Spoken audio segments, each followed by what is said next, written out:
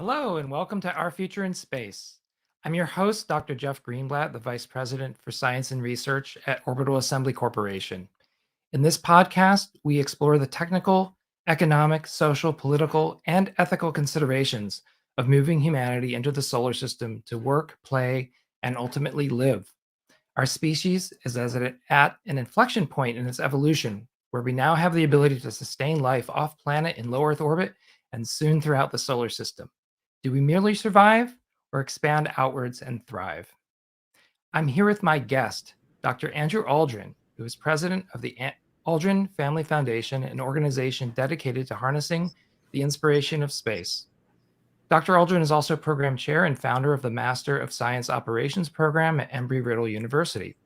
Before moving into academia, Dr. Aldrin had a distinguished career in industry and government research, including executive positions at Boeing, United Launch Alliance, and Moon Express.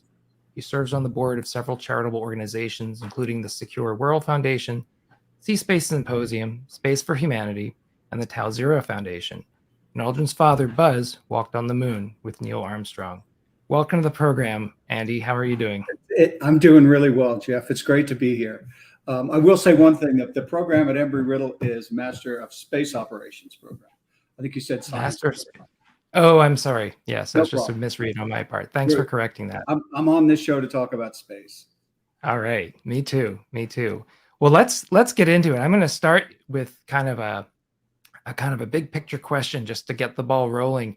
Dr. Aldrin, how do you see humanity's future evolving in space? You know,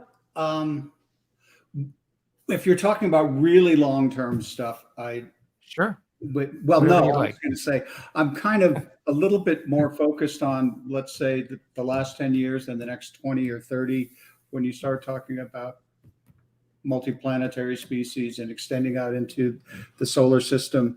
The uncertainty there just gets so great. But what I will say about today, right now, is we're at a lot of really amazing inflection points. You mentioned this in your intro, but you know, for you and me, we grew up and space was mostly observational. You know, maybe you happen to work in space, and a few were very so fortunate as to actually fly into space. But we were all watching, like we were watching my dad on the moon. But today, you know, over the last few years, that's changing completely. I mean, we've got programs in high schools where kids are building CubeSats that we're going to launch. Mm-hmm. Anyone that's out there is going to have the opportunity to fly. I mean, it's expensive right now, but they'll have the opportunity to fly in space. They'll have the opportunity to build spacecraft in school. And so that's just one thing that kind of, I sat back one day and I thought that this is really a really fundamental transition. And then the other thing that we all talk about a lot is the notion of a transition to a commercial space program, one that rather than being dominated by government investment and government markets is dominated by commercial investment and commercial markets. And we're not there yet. We're not. I mean, and in fact, right now we're at an interesting moment where I think we've built up a lot of momentum, but it's, there are kind of treacherous times ahead in this particular area, I think. And so it is, truly, I think, the most interesting, fascinating time.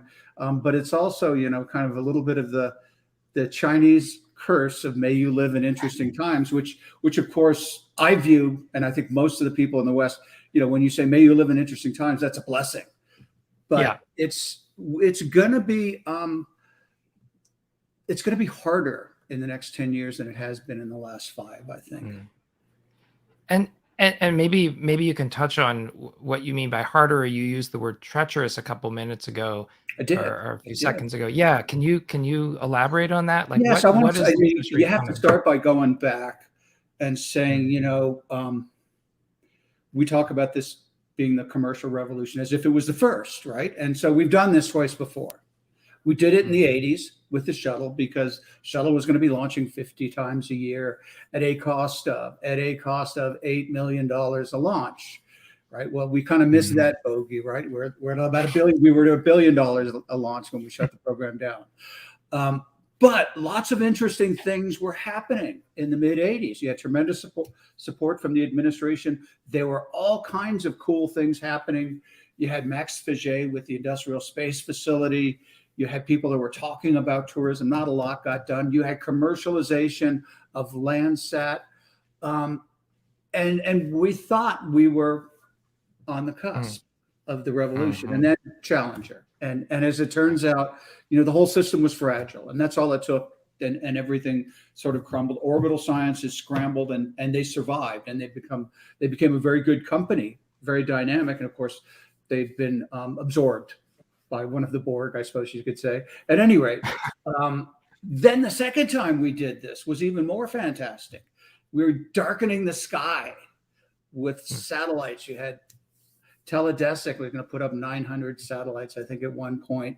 You had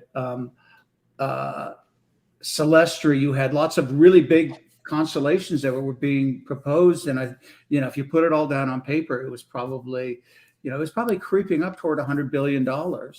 And we did actually get 3 programs launched. And so we had Iridium, Orbcomm, and Globalstar, and they got launched, and they put $12 billion or so dollars of hardware in space. That's real space hardware.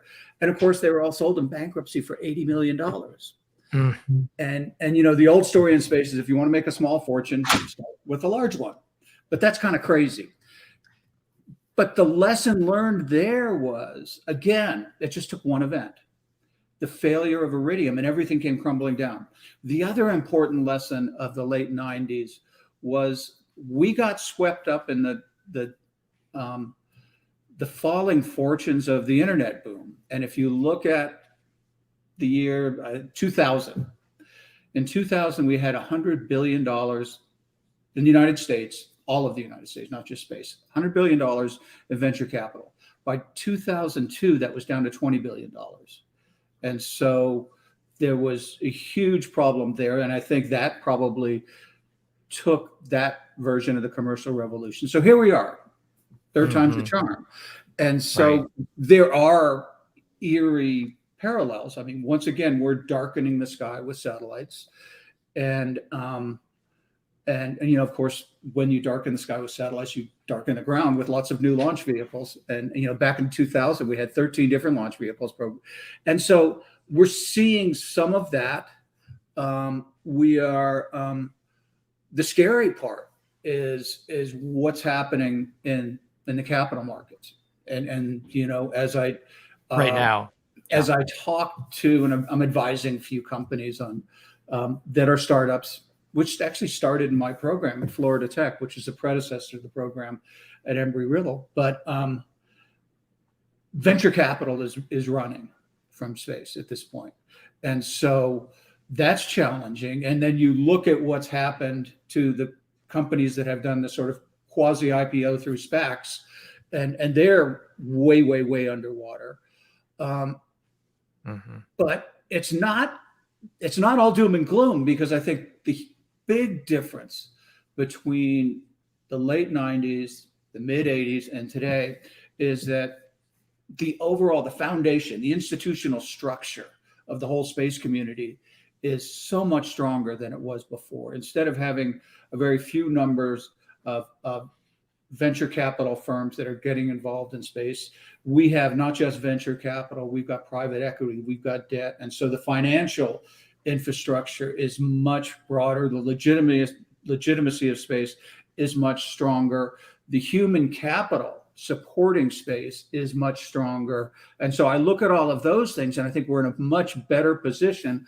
Plus, we have this wonderful opportunity where the 2 richest people in the world are committing not just a fair chunk of their fortune, but a huge chunk of their own personal worth, if you will, to space.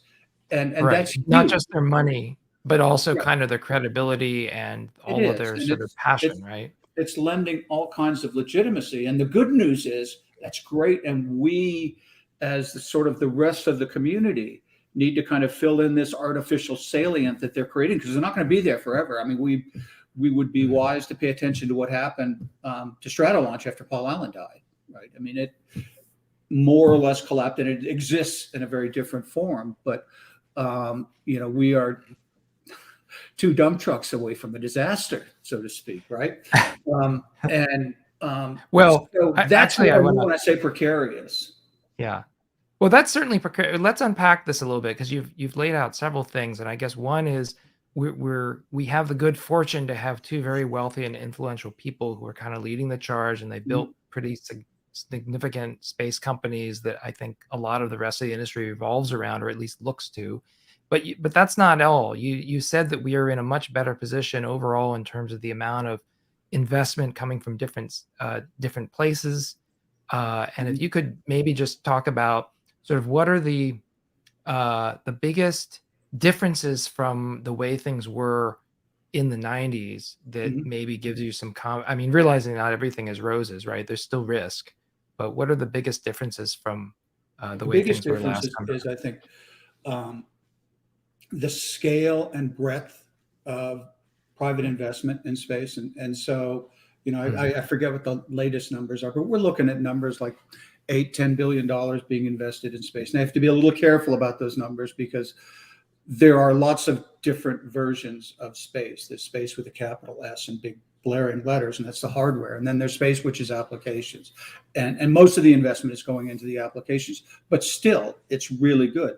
The other thing about breadth that I think is really important is it's not just, I mean, the 90s were really kind of dominated by the constellations. What we're seeing is space business concepts across the board. Everything from resource development on the moon to, again, telecom. I think one of the most interesting areas is Earth observation and combining the data you've got with several different platforms, commercial platforms that are out there, and the people that really figure out how to manage that data into real products that work for real people. I mean, I think there's a sort of intermediary level that could be created that I think that's a really, really dynamic and important sector. And so it's really just kind of the breadth of everything else that's going on, in addition to, right, the 2 big 800-pound gorillas. Okay, well, so that's really interesting. So you've just brought up 2 sort of quite different things. One is much more near term in terms of data products, all the data that we're getting currently by looking back at the Earth, and I guess looking out to a certain extent. But it sounds like you see that as a area of continuing growth for the industry. But then you also mentioned the moon, which is like a completely new dimension. We haven't even been there, in a while, right? I But know there's a lot of what's that? you do feel like it's your first date and you're already naming your grandkids and sending them to college. Yeah, there is some of that, to be sure. Yeah.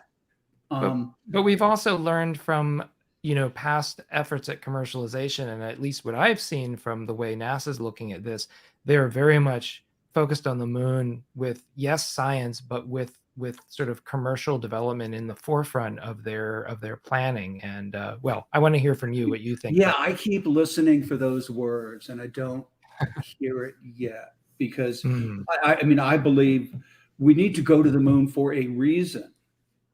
And obviously in the 60s, we had a reason. We wanted to beat the Soviets to the moon, and we did that, and that was great. But then the trouble is, once you do that, right, what do? You back up your flags and go home. What I worry about with NASA is there's talk in the hallways about we really support commercial things and all of that, but NASA has always struggled with really attaching to the longer term vision of why we're going to the moon. And I think we need to be a lot more focused on, we are going to the moon to determine whether there's a lunar based economy that can support the broader space economy. Because I think, ever since we have started space, the problem with space has been solving the problem of launching from Earth to get lots of stuff in space, to do things like solar power platforms and all kinds of really interesting space manufacturing. But I really think we need to, the way you're going to solve the problem of launching from Earth It's actually launching Mhm. from the moon to get your resources and your mass from the moon. And so and that's a hypothesis at this point.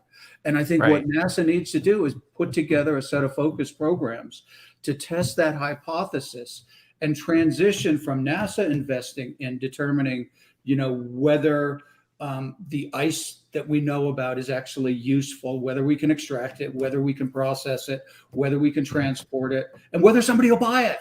Um, and if those things happen, that could be transformational for how Uh-huh. we work and live in space. Because if you can get a lot of your mass off of the moon, I mean, you still got a gravity well. There are so many things about launching off of the moon that make it so much easier if we can figure that out. But that's a long-term process. Yeah. But In other words, it doesn't make any sense to do that unless you have a certain anticipated demand for near Earth operations, I'm guessing. I mean, you were only going to invest the billions of dollars, probably more than just billions, to develop that infrastructure on the moon that will mhm, mine the ice and the other resources that can be turned into things. I guess you're talking about propellant, but you're also talking about construction materials and mhm. maybe life support, Well, it other would be things. the easy stuff. I mean, I think you're still Mm, going to want to take the sophisticated electronics and take those from the Earth. But there are people looking at actually building sophisticated electronics in space, and so maybe that happens too. But I think the easy thing that we know that there's demand for is rocket mm, fuel, mhm. and you can look at LEO to GEO transport, and you can make a business case at a certain price point. The question is, can we get to that price point? And it, kind of rethink the way we do space transportation, where you just take stuff into low Earth orbit Right. and drop it off, and then somebody else delivers it everywhere else. And that gets into some really interesting questions about things like Starship, because it's some we have to talk about Starship, because that is Sure. such a fundamental rethink of almost everything that we do in space. I mean, if we use the way we think about space today, Starship makes no sense. I mean, you have to break all of the rules, and so I mean, and there's a whole paradigm shift that comes with that if that happens. But because by the normal rules of today, Starship doesn't make any sense. Okay, maybe I understand what you're saying, but maybe for our listeners and viewers here, you can explain why doesn't it make sense today? What's the fundamental thing with Starship that sort of makes it Yeah. So there's a next the generation? right Yeah, the and not. inherent launch Mm, demand globally is something like 450 tons. If you strip away the constellations for the moment, right? We've okay, bumped up to like 700 tons now, because we're putting up so much mass, primarily with Starlink. But if right. you look at this 400 underlying demand, and you say, all right, well, like 100 of that or 150 of that or something is going to be China, and that's not going to fly on anything other than Chinese launch vehicles. That's one Mhm. Starship launch Right. for everything that we know we need. So what are you going to do for the other 49 launches a year? Okay, so you're saying based on the launch, the lift capacity of Starship, all of those missions could sort of fit on just a handful, one or All that two Starship. mass. I mean, Right. All that realistically, mass. no, you couldn't put all of those missions on it. And Right. in Well, that's what I was. theory, Yeah. yeah, I mean, you could package up a bunch of them, and if you had a bunch of super efficient tugs, deliver them all over the place. But again, we are talking about a lot of development in space. It's not, I mean, a fundamentally different way of doing space. And maybe SpaceX, maybe Elon is patient enough with his capital um, that he can ride out that transition. But Mhm. Starship is so big that it fundamentally makes us rethink about it. And I know the SpaceX people are saying, when we have Starship, you will no longer be mass limited, and you can send anything anywhere. Um, Right. Which but has a even ripple that, effect because then the need to reduce mass at all costs kind of goes down, at least in yeah, terms of but I the mean, order of. Starship Yeah. at the proposed launch rate launches as much as humanity has launched since humanity has been on the planet Earth, in about 3 years or something, Wow. right? And Yeah. so it is mind boggling But, and my students sometimes call me the cosmic curmudgeon. Sometimes I call myself that. I and my initial cut on was this makes no sense, and then I started thinking, well, what is a world in which that does make sense? And there are things that could happen, but they are so different from our experience base that it's almost the psychological transition and how people think about space is it could be created by Starship, but it Uh-huh. has to happen for things like Starship to make any sense. Right. In other words, it's a little bit of this problem of they want to build it and assume that people will then show up at the gate. Right. And the problem is you build a stadium before there's a demand for its services, and you might just have an empty stadium, and that's the concern, right? Well, we have a rich history of that too, don't we? Yeah. I guess we do. And so, Yeah. um, yeah, but whatever it is, look, I'm fortunate in the sense that I'm sitting back and I'm an academic and I can just look at it all because I don't have a dog in the fight anymore. Mhm. I spent too much of my career on one side or the other, and that's a lot. I'll tell you, it's a lot more fun on the commercial side of it. But and now I just sit back and take it in and talk to my students. Yeah. I'm trying to I've raised the next generation of space leaders, but they're going to know what makes sense and what doesn't make sense. Well, I'm curious, what some of your students might be thinking or saying with regard to this and related questions. Like, are they split in terms of their opinion? Are they very optimistic? I mean, yeah, what are you hearing from people? It's different when they start and they finish. So I'll tell you a story of one of my students. The first year we taught at Florida Tech Center for Space Entrepreneurship, which is a program we did with ISU. It was just 4 courses, a graduate certificate program, but it's kind of designed to blend with either aero astro master's degrees or MBAs or whatever. Anyway, one of the questions we deal with is this paradigm shift real? And one of my students at the end of it, we were all just kind of, we probably had an adult beverage or two. And he said, some days I'd come into class and I'd think the revolution is here. It's already happened. He said, other days I'd come in and I'd think, wow, this is really hard. And that was just music to my ears because I want people to think about it. It's in many ways, engineers are raised to come up with answers.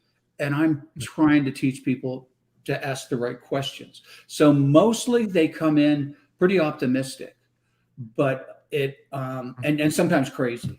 I'm doing a program right now, and students are kind of designing launch concepts. And one of the students, who will remain mercifully nameless, he's going to go to the moon for $10 million a passenger. And I just said that's crazy. That is not going to happen. Mhm. And he is now running into that wall, and he's rethinking everything that he's doing, and that's great. Mm. And Mm. that's making him think about things. So students, one of the things that I think is really exciting is one, they are optimistic and they believe in it, and that's good. The other thing that they really are is very socially conscious.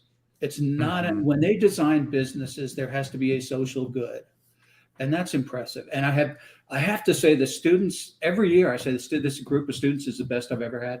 The ones that I have at Riddle are the best I've ever had, and they're phenomenal. And the amount of energy they'll put into things, and so being able to nudge them a little bit in the right direction is fantastic. I've got 4 student groups from my program previously at Florida Tech that are starting businesses. One of them has got $3.5 million. Actually, and so a couple more are doing It's impressive pretty for a well. student.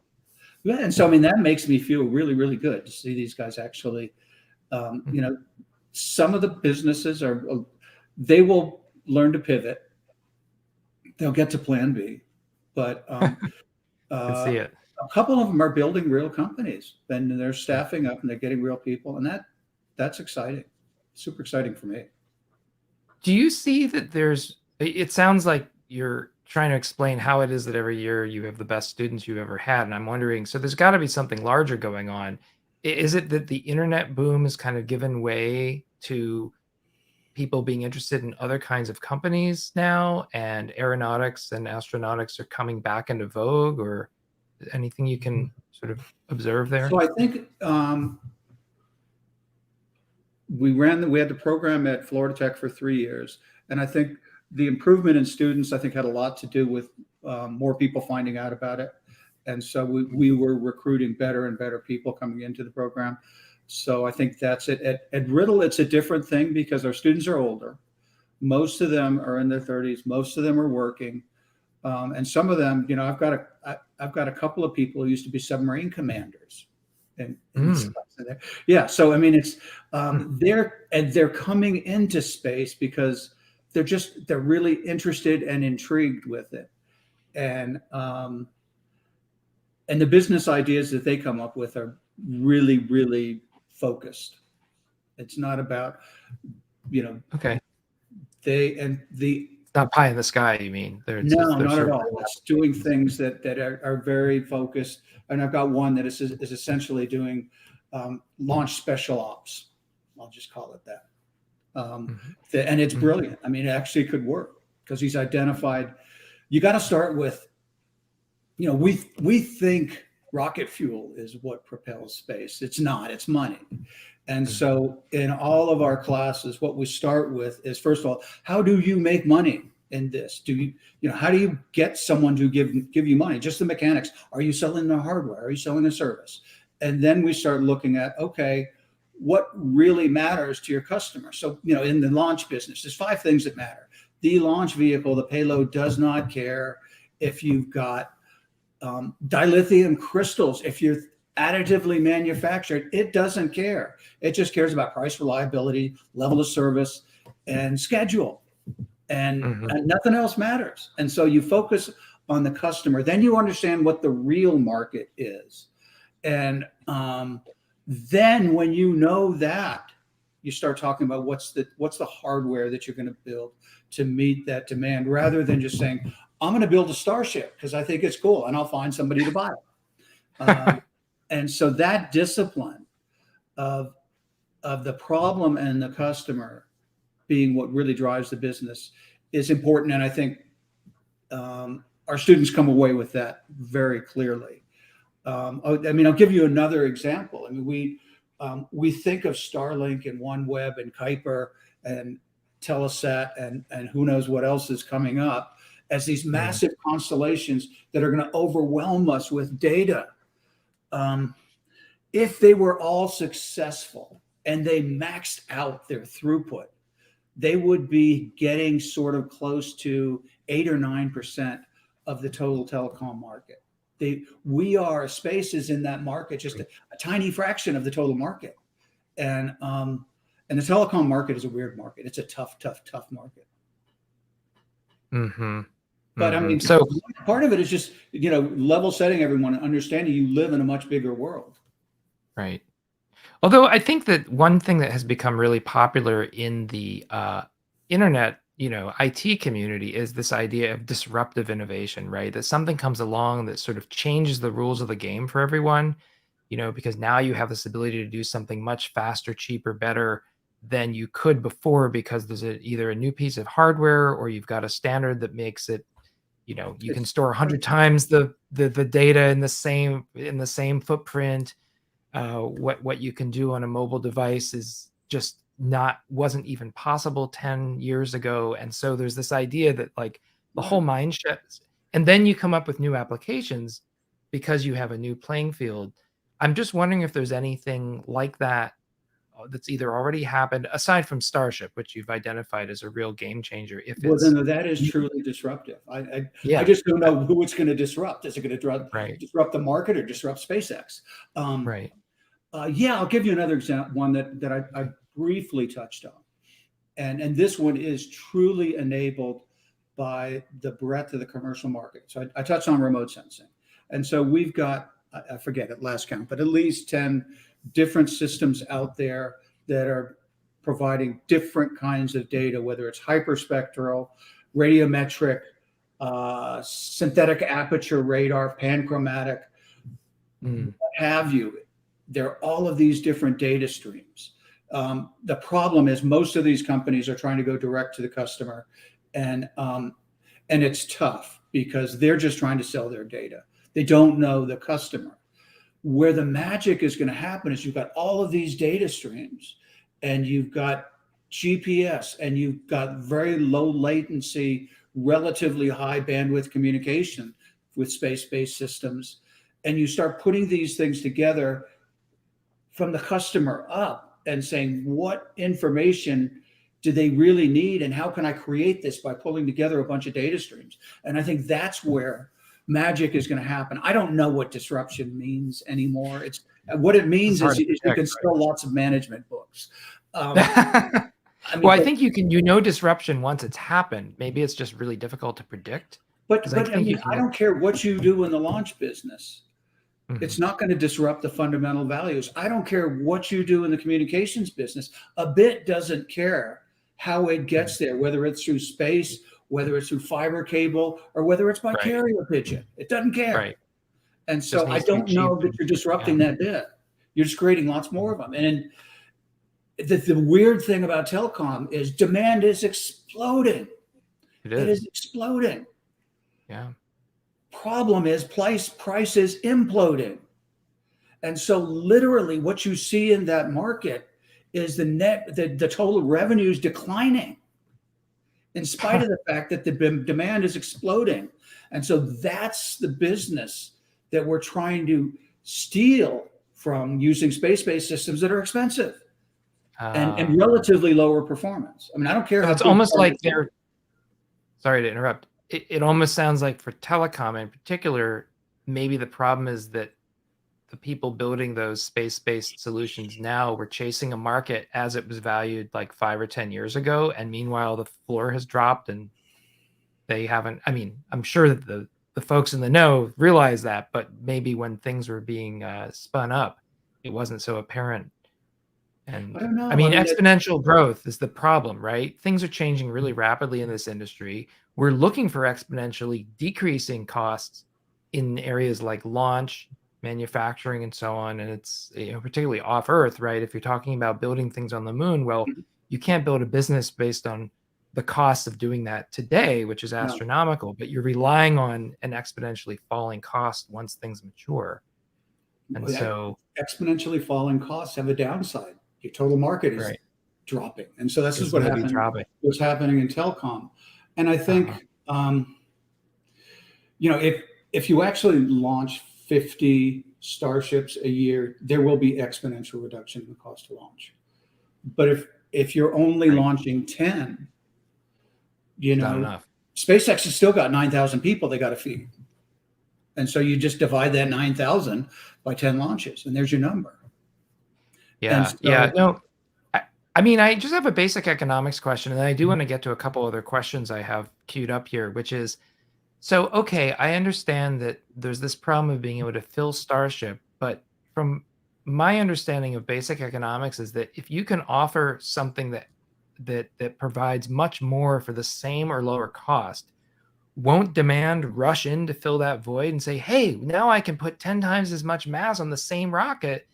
I'm going to find a way to use that. And then that grows the whole business. Because that's the theory. But what happened, and it's sticky though. So what happened in 2010 when SpaceX comes on the market?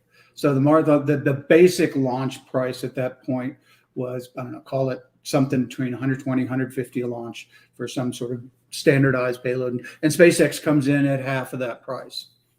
There has been historically a consistent, the fat market, the massive market, the biggest market by far in commercial space is geosats. And there have been a relatively consistent number of satellites that have been launched every year for a long time, 20 satellites a year. And so SpaceX comes into the market at half price. They immediately capture a huge segment of the market, which is great for SpaceX. Sure. The number of launches didn't increase. Because that market, I guess, was saturated. You don't need more than 20 geosats in this case. It's probably. I mean, I don't.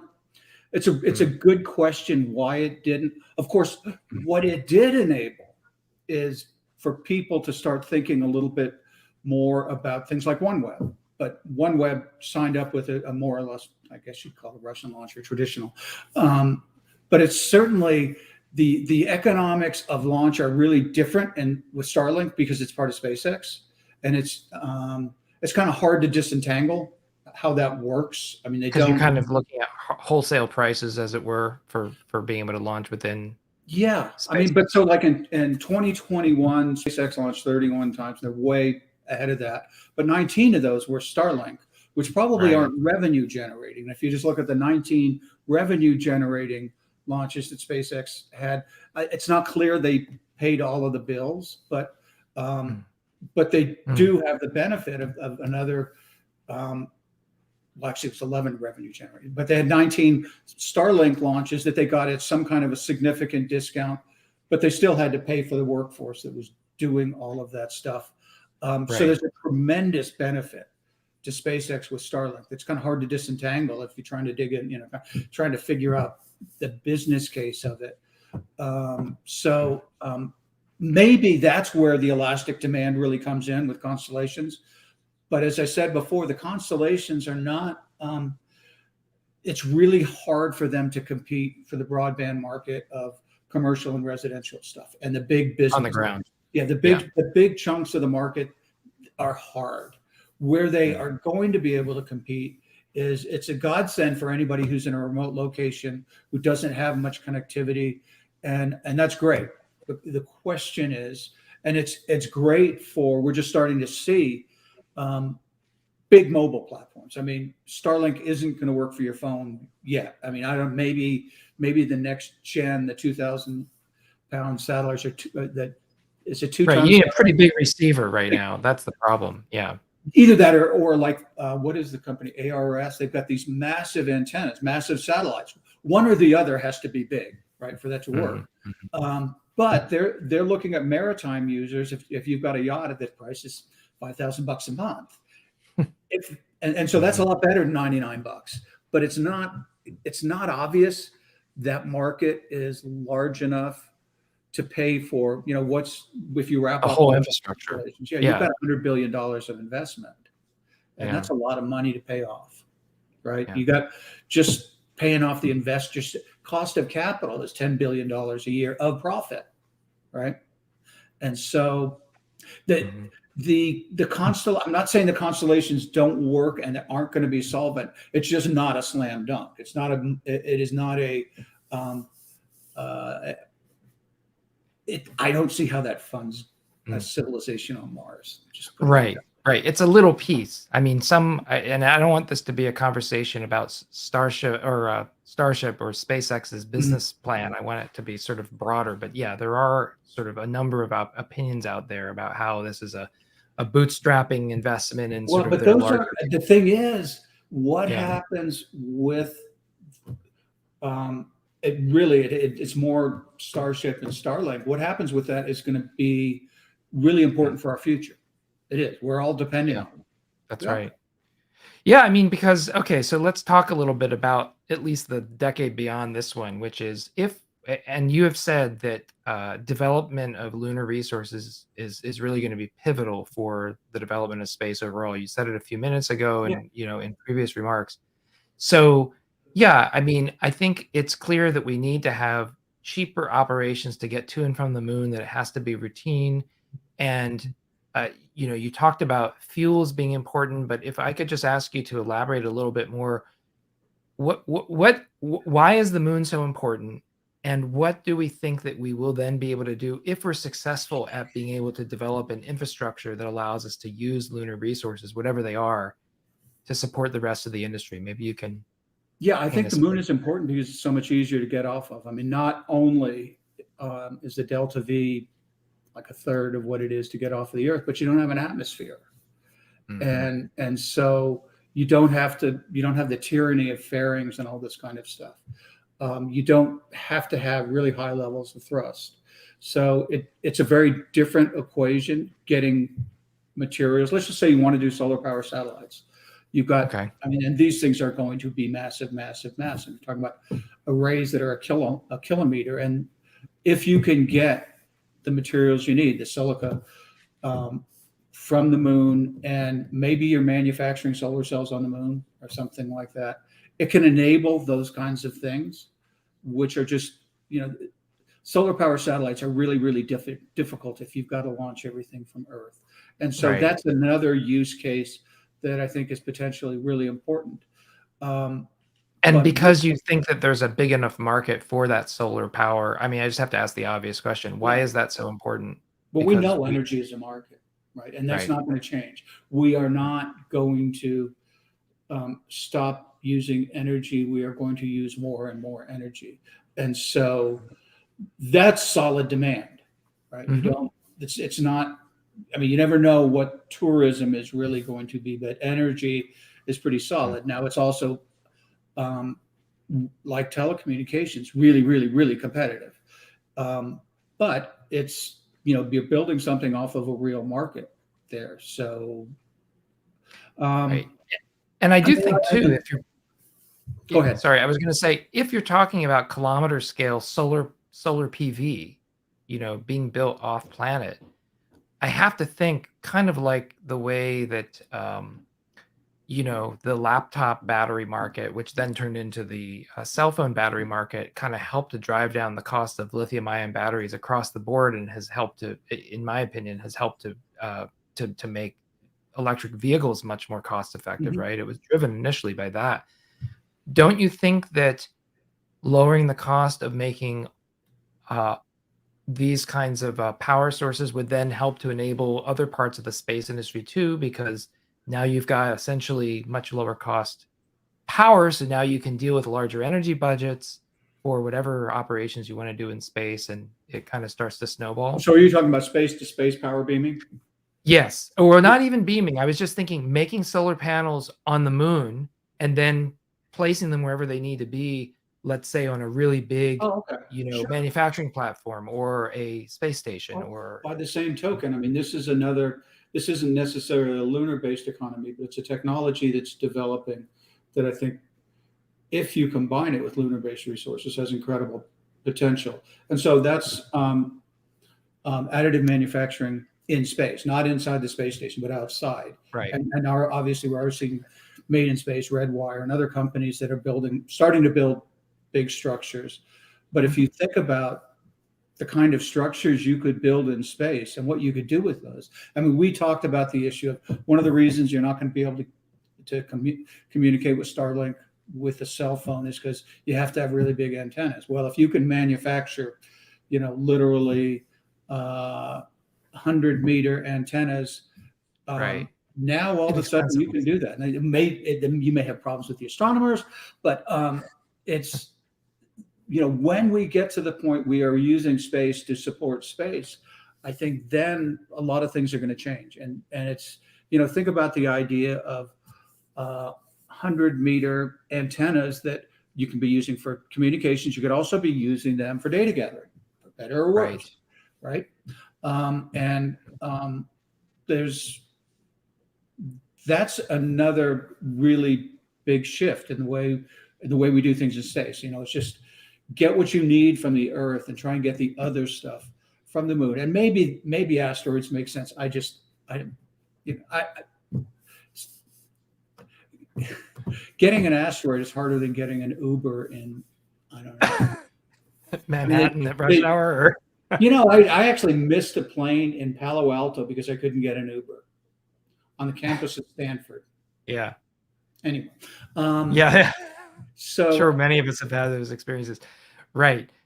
So yeah, NEOs. No, I'm glad you're bringing that up because that is kind of the next logical step in a lot of people's minds when you talk about space resources, and it's a good segue actually into let's take as a given that we have developed a lunar infrastructure that is now enabling us to do a lot of other interesting things in space for way cheaper than we could ever do it, supplying everything from Earth. mhm. Now what? Where does that lead us? And maybe it's the end of your crystal ball in terms of how far ahead you are willing to look. But Well, no, I mean, I've what? spent a fair amount of time. I mean, look, I hung out with my dad. I have to talk about Mars, right? And Sure. so those things will help enable Mars and the technology, first of all, just to create, broadly speaking, biologically closed life support systems where your civilization on Mars can become relatively biologically self-sustaining, so you don't need to transport a lot of stuff there. I mean, that's one of the things that's going to be necessary to have a permanent presence on Mars. I'm not.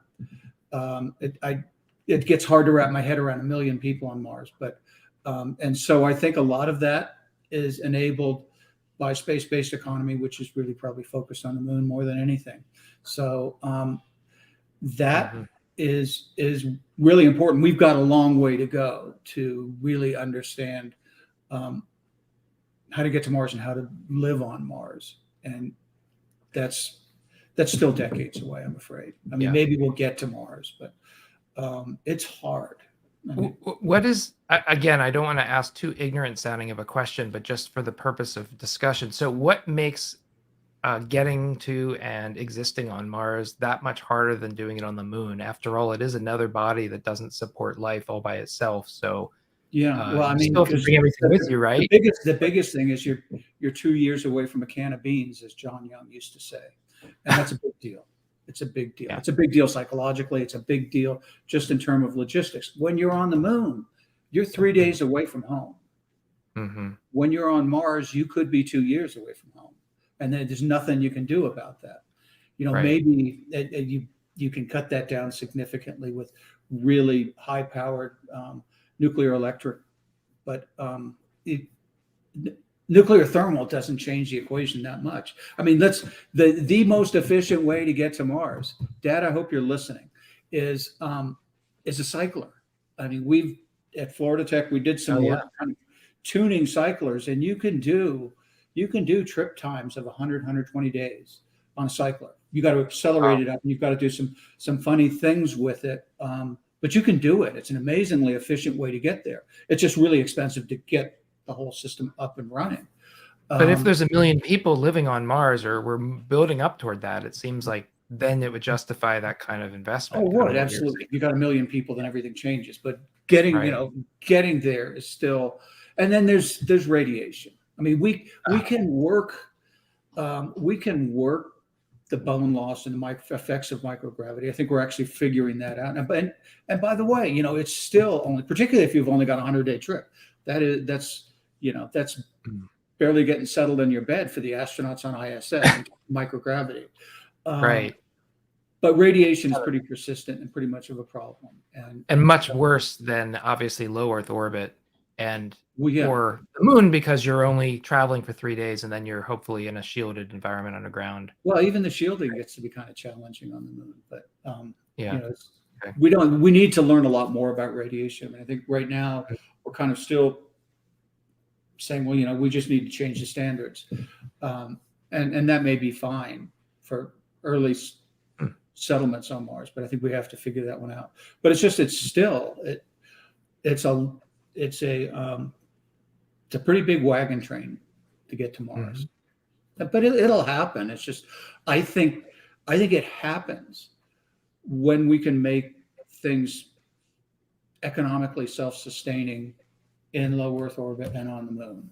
Because if NASA and we'll say for the moment at least like-minded countries actually spent their money going to Mars, because I still think it is going to be primarily government funded initially, even for a long time. But if you put $10 billion that we spend on human spaceflight every year, and you spent that toward going to Mars, and maybe you cobble together another 5 million from like-minded countries, and you get a $15 billion a year program, you can get to Mars. You can do it. You can do it. It's not, I mean, look, the space station is $120, $150 billion. Right.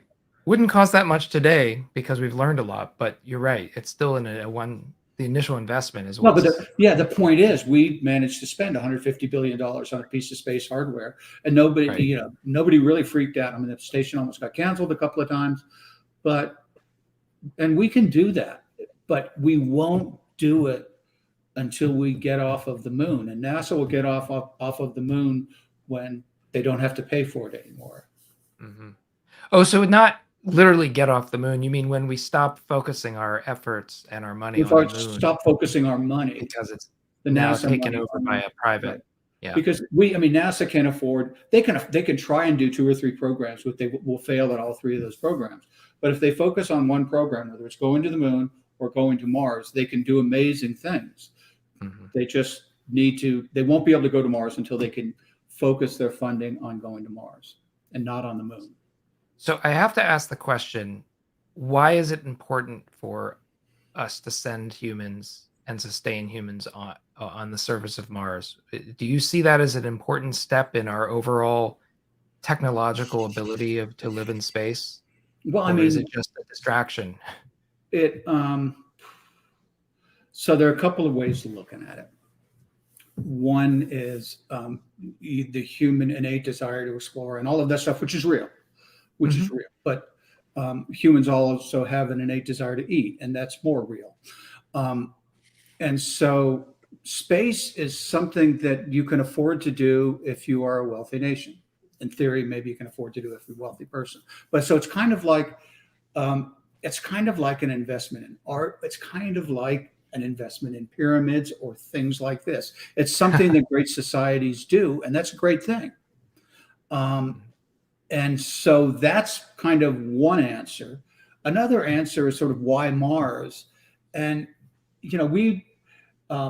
there are things that are really important about going to Mars. One is just, can humanity live on another planet? They really have to live on their own, not just training wheels on the moon. But right, 3 days isn't long enough. Yeah, to test our can capability. we really, as a species, live on another planet? And I think we can, but that's where you're going to find out, is on Mars. The other really interesting question, that admittedly Mars isn't the best place to find this out, but is there life in the universe? It offers an interesting test of the hypothesis, because if you go to Mars and you don't find anything, we look around for 10 years, don't find anything, then you go, maybe there isn't. You're going to go to Enceladus. So if you're really serious about it, you go to other places, but still, it will tell you a lot about it. If you do confirm that hypothesis, then it's there. It's at least in our solar system, and probably a lot of other places. And that's a really fundamental question of humanity. And then there are other things that have to do with comparative planetology. Does the history of Mars tell us anything about the future of the Earth? And that's a little bit more abstract, but I think those 2 fundamental questions of humanity, can we live on another planet, and is there anyone else, are pretty important. And those are good things to spend our discretionary budget on. If it really comes down to going to Mars or feeding your families, then we should feed families. But the truth is, NASA gets its $20-25 billion, and they're going to spend, regardless, and they're going to spend 10 of that on human spaceflight, and let's just spend it wisely. Yeah, so I guess I'll ask the question that several other of our guests, well, at least one other of our guests, has articulated. Are you this nuts? idea that, what's that? I said, are they asking, is this guy nuts or what? No, not at all. No, it's about the importance of being able to live on another planet. And I think what you're saying is, if we can demonstrate successfully that we can live on Mars for, reasonable periods of time out of contact with the Earth, like we have the ability to always send people home in 3 days from the moon, let's say, if we're able to do that successfully, does that not then enable us to live anywhere in the solar system? I think that was kind of the idea that a previous guest had said, that it's sort of an enabling technology. No? Yeah, well, it's a step in that direction. But Mars is easy, right? There's sort of an atmosphere. There's kind of gravity, and it's a lot easier than, let's just say, you wanted to go live on Venus. Okay, so you're going to float in the clouds or something. Well, sure. Or Mercury, right? And it's Mars is the easiest place to learn how to do that. The next place you go to is a little bit tougher to figure out. Maybe we can all be scuba diving in Europe, I guess, is what you'd really do. Right. So it is an important development of the human species, but getting used to living on another planet, which is the easiest one, is going to be good for a few decades at least. And Sure, so, there's plenty to yeah, do and if to you're out there, if demonstrate. you're talking about another 100 years or something like that, um, maybe you can find another place, that a moon of some other planet that you want to go live on. But Mars is the obvious place, and it's a lot easier than anywhere else. So it's not, just because you can hit a T-ball doesn't mean you can hit major league pitching. Yeah, sure. Although I need to lean in a little and say one thing that seems to be absent from this is the idea of free space, habitation, where we don't necessarily have to live on a planetary surface in order to be, Earth independent. So, what do you think about that? Maybe that's sort of a separate topic, but I'm just curious Well, how I that mean, might relate. I think it's entirely likely that we're going to be doing a lot of manufacturing and other things in space, because it's so much more favorable for so many Mhm. things. And you're going to have somebody take care of the robots that are taking care of the robots, or something like that. And so people will live in space. Um, it's a lot more convenient to have a planet Mm. to get things. Because of resource availability, or Resource availability, gravity, things like that. Mm, I mean, and you're just space, right? mhm, It's hard to build space stations that are big enough to create that habitable volume. mhm. And I know with orbital outposts, you're in that business, and so, but even if you create the largest of your platforms, it's still a small apartment building. Sure, sure, but I see what we're talking about orbital assemblies plans, and Right. I guess you're hinting and that, yeah, I mean, I think given the technological developments we're talking about, kilometer scale, antennas and solar panels that will, within a relatively short period of time, be able to construct much larger enclosed volumes, We in will. Yeah. space from space resources. I mean, that's sort of how we see it developing. Of course, you're not going to make things that are several hundred meters in diameter that are somehow all folded up and then expanded And in orbit and from Earth. lots of people are going to want to come and visit, and maybe that does get to Mhm. the point where um, orbital tourism can be affordable by middle class people. Yeah. Maybe How about maybe retirement communities in orbit? Is there any um, credence to that? I don't know. It's just I mean, space is not kind to your body. So for a long period of time, maybe that's Right. the answer to aging, is you stay in space and never come back down. Mm. So Yeah, people have said, and we don't know, but light gravity might actually be a nice thing therapeutically, for older people. yeah, I mean, But yeah, until you have to come down, in which case it right. could be really debilitating. But um, sure, why not? I mean, and there's certainly, and I may be one of them who would say, yeah, that's beats the heck out of hospice at home. Right, sure. I don't Yeah, know. all TBD. Well, listen, we're about out of time, and I think we've covered most of what I wanted to ask you. There was one question from our listeners that I thought would be worth asking, which is just about, we often make this assumption in talking about space power that everything is going to be, of course, supplied by solar PV. And that's partly because it's far more affordable than it was, 3 decades ago, something like that. But do you see there being an important market for nuclear power for space applications in the Oh, coming decades? absolutely, And absolutely. I Mhm, mean, certainly on planetary surfaces, it's mhm, such an obvious solution, and probably in space as well. I mhm, mean, it's a challenging topic terrestrially, but it makes a lot of sense for a whole bunch of applications. And so, absolutely, when you need lots of power, there will be, particularly on planets, particularly on the moon, there will be environmental challenges and probably political challenges with large scale nuclear power sources in orbit. Um, mhm, but technically, economically, practically, it makes all the sense in the world. And mhm, um, we will, and some of the developments that are going to happen with fusion reactors and relatively low temperature fusion reactors will mhm. change a lot. of the thinking about that in the next 20 years. So yeah, Right. nuclear power has to be part of it. And I mean, ultimately, for in-space transportation, you're going to be using nuclear power sources. Because it's just a much denser Yeah, power yeah, source for the same amount of mass. yeah. Yeah. I think And you're it's not concerned probably. about Hmm. the supply chain of getting nuclear fuel out of Earth's gravity well and supplying these reactors that might be in Earth orbit or the moon or further out. Of course not. Um, I mean, mm, but we've gotten comfortable with, we've been flying RTGs and gnashing our teeth about that for a long time.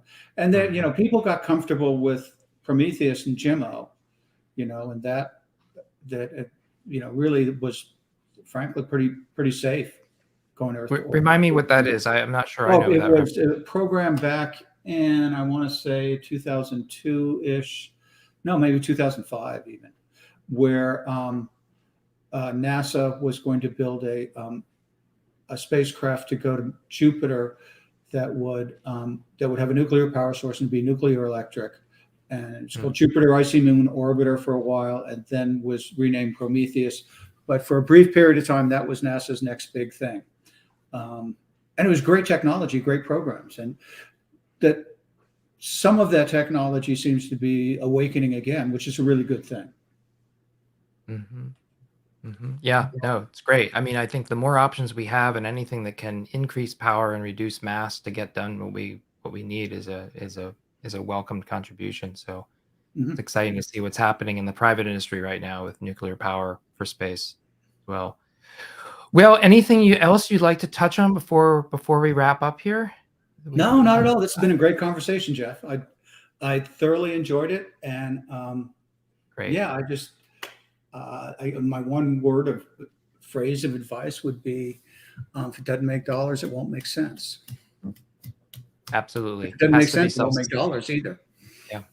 Yeah. So that's kind Guess of, it's just a question of payback time, right? You can wait a few uh, years, but you don't want to wait 50 years for yeah, payback. it's net present value is a powerful tool.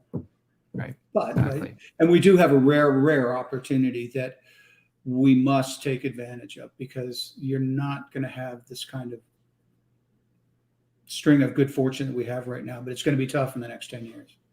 Right. Nobody would have assumed that we'd have two multi-hundred billionaires enthusiastic about space 20 years ago, right? So, Well, yeah, but don't forget, but in the late 90s, Bill Gates and Craig McCaw were the early sponsors of Teledesic, that's but true. they bailed. Yes. And Jeff Bezos and Elon Musk are not bailing. No, it doesn't seem like it. Let's No, hope that trend continues. right. So, all right. Well, Dr. Angie Aldrin, thank you so much for joining us today. And thanks to everybody who joined the conversation online or submitted questions. And thanks once again for sharing your time and your insight. It was a really interesting discussion. I enjoyed It it was very my much. pleasure, Jeff. I enjoyed it as well. Wonderful. Thank you. So, if you have questions or suggestions for future discussion topics or people you would like us to interview, please let us know by emailing us at ourfutureinspace@orbitalassembly.com or finding us on Twitter at ourfuturespace or Facebook at ourfutureinspace. If you want to get more involved in what Orbital Assembly Corporation is doing as a company, feel free to reach out on info@orbitalassembly.com.